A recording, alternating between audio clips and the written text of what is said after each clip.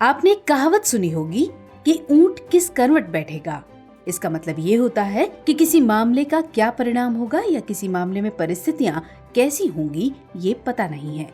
दूसरे शब्दों में आप कह सकते हैं कि किसी मामले में जब लोग कोई कयास लगाते हैं तब वो इसी कहावत का इस्तेमाल करते हैं। अगर इस कहावत को किसी देश के संदर्भ में कहा जाए तो इसमें अमेरिका का नाम सबसे ऊपर आएगा। दरअसल दुनिया की राजनीति में अमेरिका की नीतियां ऐसी रहती हैं कि उन्हें समझना आम जानकारों के बस की बात नहीं है। वो कब किस देश से खफा हो जाए और किसे अपना बना ले कहा नहीं जा सकता।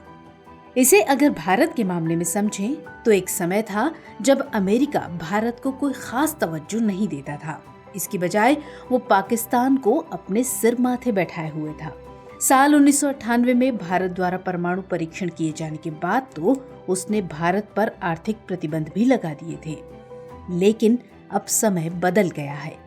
अंतर्राष्ट्रीय राजनीति में भारत ने एक मुकाम हासिल कर लिया है और ऐसे में अमेरिका को अपने पक्ष में माहौल को मजबूत बनाए रखने के लिए भारत की जरूरत है, और खासकर हिंद प्रशांत क्षेत्र में। यही वजह है कि बीते 2 दशकों से अमेरिका भारत की तरफ काफी झुका हुआ नजर आ रहा है। इसको ऐसे समझ सकते हैं कि इन दशकों में अमेरिका में 4 राष्ट्रपति रहे हैं जो एक दूसरे से काफी अलग थे, लेकिन भारत के साथ संबंधों को मजबूत करने के लिए उनके काम में कोई खास अंतर नहीं रहा।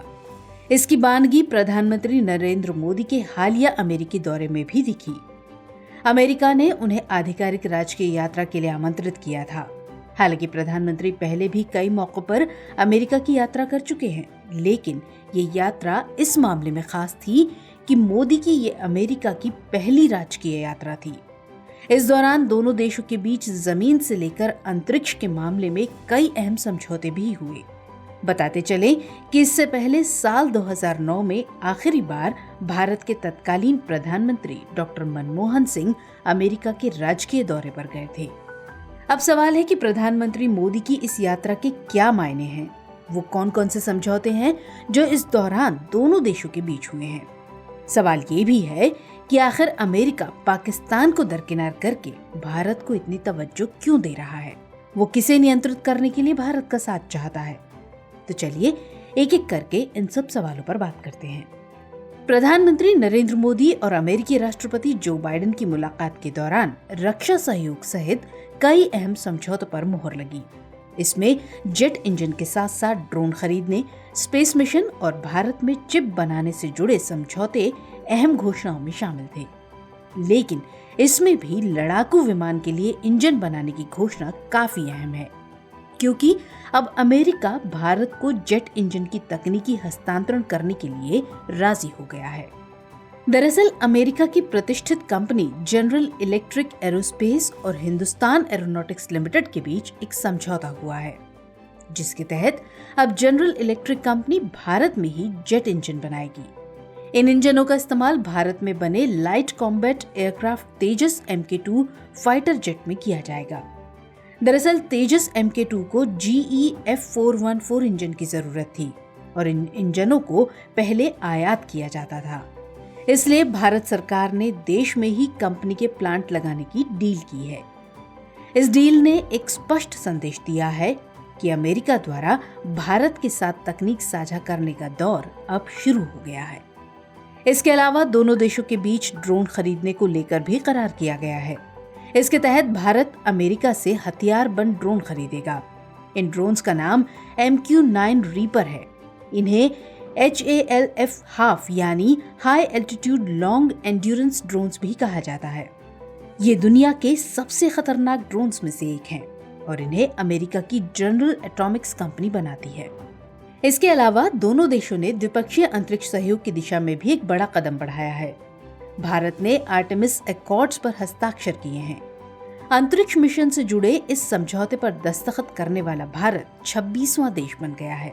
इसके तहत नासा और इसरो अगले साल एक संयुक्त स्पेस मिशन के लिए सहमत हुए हैं।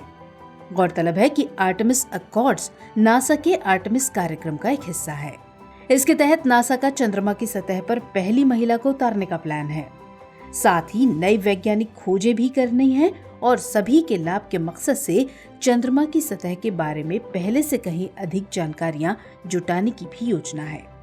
यहाँ ध्यान देने वाली बात है कि भारत और अमेरिका पहले भी चांद से जुड़े अभियानों में एक दूसरे का सहयोग करते रहे हैं, लेकिन ये सहयोग अभी तक केवल जानकारी साझा करने तक सीमित था। मगर इस समझौते के बाद नासा और इसरो चंद्रमा के मिशनों के लिए एक दूसरे से अब तकनीक और संसाधन भी साझा करेंगे।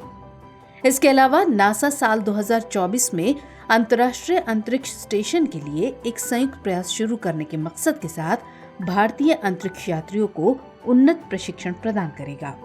तो इस तरह दोनों देशों के बीच रक्षा, विज्ञान और अर्थव्यवस्था से संबंधित मुद्दों पर समझौतों को अंजाम दिया गया है।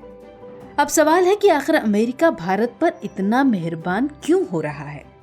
तो असल में ये दौरा एक तरफ भारत और अमेरिका के मजबूत होते रिश्तों का संकेत है, तो वहीं दूसरी तरफ इसके कई मायने हैं। दरअसल हिंद प्रशांत क्षेत्र वो जगह है जहां अमेरिका को इस समय किसी भी दूसरी जगह की तुलना में भारत के प्रभाव की सबसे ज्यादा जरूरत है। दरअसल इस क्षेत्र में भारत को अमेरिका लंबे समय से चीन के बढ़ते वर्चस्व की काट के तौर पर देख रहा है। हालांकि ये और बात है कि इस भूमिका में आने के लिए भारत आमतौर पर हिचकता रहा है। वो अभी भी ऐसा करने का अनिच्छुक हो सकता है, लेकिन चीन भारत अमेरिका संबंधों को आगे बढ़ाने वाले कारकों में प्रमुखता से काम कर रहा है। ऐसा इसलिए क्योंकि चीन क्षेत्रीय स्तर पर भारत के सामने कई तरह की चुनौतियां पेश कर रहा है, तो वहीं वैश्विक स्तर पर वो अमेरिका को मात देने में लगा हुआ है। ऐसे में जब चीन और रूस जैसी महाशक्तियां एक पाले में खड़ी हुई हैं, तो अमेरिका के लिए भारत का बड़ा महत्व हो जाता है। यही वजह है कि अमेरिका शुरू से ही भारत को अपने खेमे में शामिल करने की कोशिश करता रहा है। और अगर ऐसा हो जाता है तो ये अमेरिका द्वारा एक तीर से दो निशाने वाली बात हो जाएगी, क्योंकि एक तरफ ये चीन के लिए बड़ी चुनौती होगी, तो वहीं रूस के लिए ये किसी सबसे बड़े झटके से कम नहीं होगा, क्योंकि भारत रूस का ऐतिहासिक और स्वाभाविक मित्र है। एक तथ्य के मुताबिक भारत आज भी अपनी लगभग 50% रक्षा जरूरतों के लिए रूस पर निर्भर है। इसके अलावा भारत तेजी से डिजिटल और प्रौद्योगिकी दिग्गज के रूप में उभर रहा है, जो चीन की जगह लेने के लिए वैकल्पिक आपूर्ति चैनल और विनिर्माण केंद्र बन सकता है। ये बात किसी से छुपी हुई नहीं है कि चीन और अमेरिका वैश्विक स्तर पर एक दूसरे के प्रतिद्वंदी हैं। इसलिए अमेरिका विनिर्माण बिंदु को चीन से शिफ्ट करने की फिराक में है, और ऐसे में भारत उसके लिए एक गंतव्य स्थान हो सकता है। खैर, भारत सामान्य तरीके से अपने हित साधने की कोशिश कर रहा है या अमेरिका के खेमे में जाकर खड़ा होगा, ये तो भविष्य की राजनीति ही बताएगी। लेकिन अभी तो वो अमेरिका के करीब जाता हुआ दिख रहा है। हालांकि एक बात ये भी सच है कि भारत ने हमेशा गुटनिरपेक्षता या रणनीतिक स्वायत्तता की अपनी नीति का पालन करने में गर्व महसूस किया है। जैसा कि रूस यूक्रेन युद्ध के मामले में भी इसी गुटनिरपेक्षता को दोहराया गया है, जो ये बताता है कि भारत वैश्विक व्यवस्था में किसी विशिष्ट शक्ति केंद्र तक ही सीमित नहीं रहना चाहता है। तो चर्चा को विराम देते हुए नोट करते हैं आज का सवाल। हाल ही में भारत अमेरिका के बीच हुए महत्वपूर्ण समझौतों के बारे में बताइए। साथ ही अमेरिका के लिए भारत की आवश्यकता को भी समझाइए।